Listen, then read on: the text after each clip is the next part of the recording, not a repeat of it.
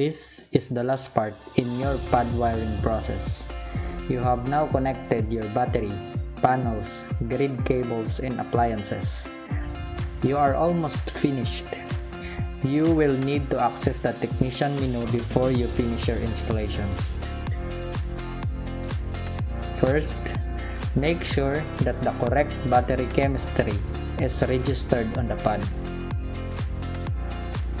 Second, activate your productive port.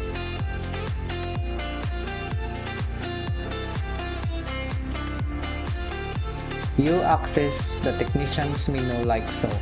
Press button 2 and 3 for 5 seconds. Then use button 1 and 3 to move up and down, and button number 2 to select. Make sure you pick the correct battery chemistry first, then activate your productive port. You are finished. Let's do the final checks to make sure everything is working fine.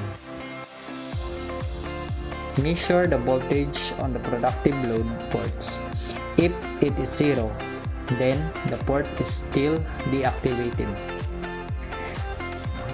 The solid yellow lights to the right of the screen should be turned off if PB power is detected, confirmed by measuring PB ports.